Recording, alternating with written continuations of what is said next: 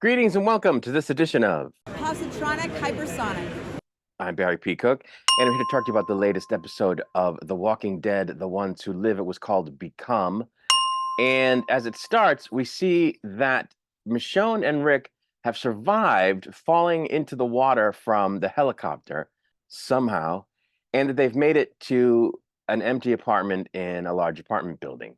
Michonne tells Rick about RJ finally, while giving him what for over his trying to get her out without him.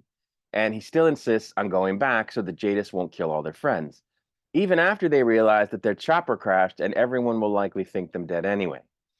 So Michonne leaves, telling Rick he's lying about why he's staying because it seems he wants to stay because he likes being in the military despite his protestations, that he'd only stay to keep them from going after her and her friends. After hesitating, Rick goes after her as a chopper approaches and destroys the remains of their own chopper to cover up the CRM's existence, allowing walkers into the building that they're in and weakening the building structurally. They continue to argue as they hold up in a weight room in the building to get away from the walkers. They then decide to make a break for it through a hall full of walkers so they can escape the falling building. But Michonne gets trapped under a chandelier that falls in the bombing of the building, though it doesn't seem to injure her, and Rick tries to get her out from under it as walkers approach, and Michonne has to fend them off from her position trapped under the chandelier. Eventually, he gets her out from under it, and they continue their escape, winding up in a different apartment from the one they first went into when they got to the building and decide to get it on. Afterwards, Rick again mentions the renewing aspect of fire and how he wants to metaphorically burn down and change the CRM from inside.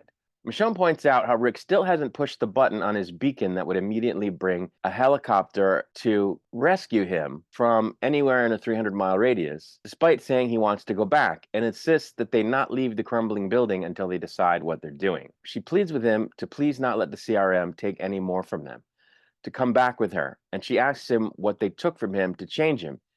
And he tearfully explains that they took Carl from him, and then they took her from him because he couldn't remember them anymore, and that it led to him being dead while alive, and that he's afraid to be with her again because he's afraid to lose her again. She shows him the phone that she has with Carl's picture drawn on it and asks him what Carl would say if he were there about what he wants Rick to do, which she insists would be to tell him to go home with her. She says that what they need to do is go home and figure out how to protect their home together. Rick seems to finally decide to agree and changes out of his uniform into other clothes found in the apartment before they go about the business of escaping from the building through yet another hallway of walkers. They then run to a nearby electric gas hybrid car and take off for home. And that's where the episode ended. So that's a very oversimplified recap of the plot.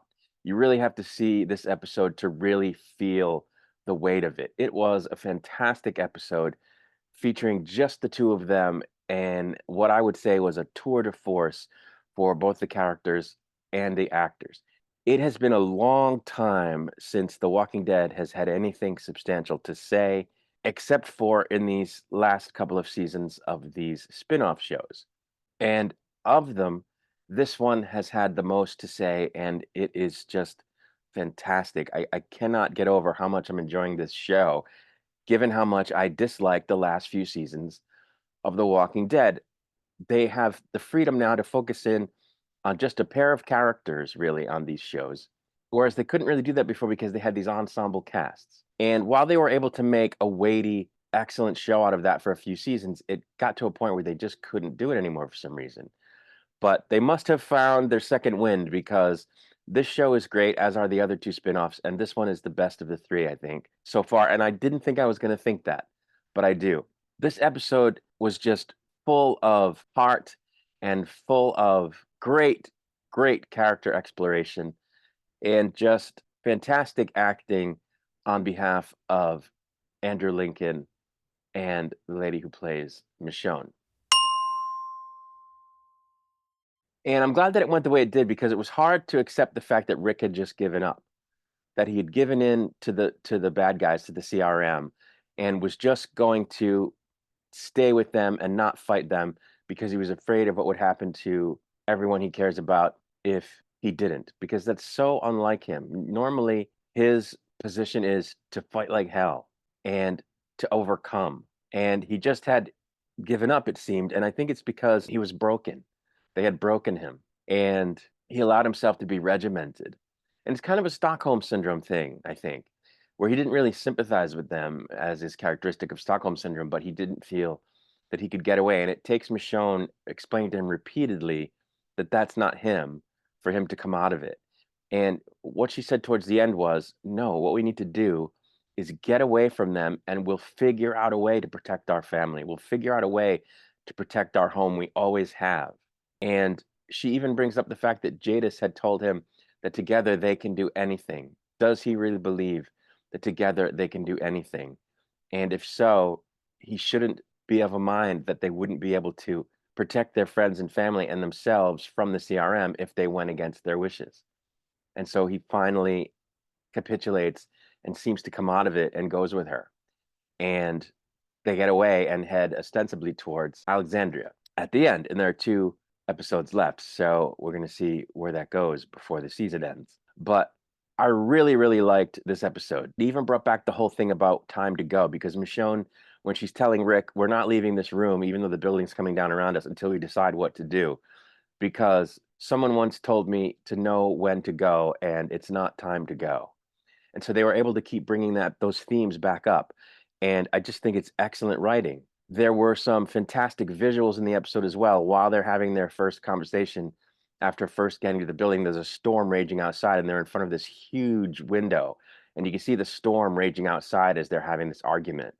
And I think, of course, that was a metaphor for the storm raging between them and the storm raging within at least Rick, if not within Michonne herself.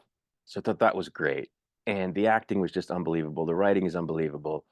The only little quibble I have with the episode is how they had power because they were outside the CRM and they were in this apartment building that there was nobody else in.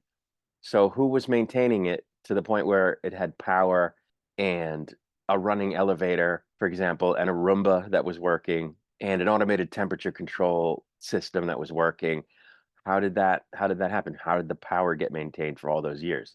Like maybe there had been some people surviving there, but they were long gone. So maybe they built it up and then it hadn't been that long. So it still was functional, but they didn't exactly say that. And then they find this electric car plugged in on the street and it still starts and it still runs. So how did that happen? I guess people were maintaining things there, but then at some point stopped doing it after the outbreak. And this particular car had a whole bunch of gas cans in it that were filled with ethanol so that they'd be able to go a far distance without having to plug it back in because it was a hybrid.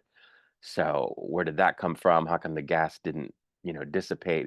Ethanol doesn't stay forever. It'll dissipate after a while or turn bad. So they kind of didn't explain that, but it's one of those things where you suspend your disbelief and you go along with it. So that's the only critique I have. The rest of the episode was just amazing. And I'm really looking forward to next week to see whether or not Jadis and those folks really believe they're dead or whether they go looking for them. I think they are going to go looking for them, obviously. I don't know that we'll necessarily see it right away, but definitely by the 6th episode or the end of the 5th episode, we're going to see them hot on Rick and Michonne's trail. And it's going to be interesting to see how Jadis reacts, among other things. And it's going to be interesting to see what Rick says to them and how he reacts to meeting RJ, assuming he gets to meet him, and how he reacts to Judith, seeing how she's grown up. It's been a long time. So I'm very much looking forward to the next episode. And if you're not watching this show, you really should be. It's really good. But that's really it. I'm going to get out of here before I start repeating myself. I'll be back to review the next episode once it's released. Until I return, I wish you peace and long life.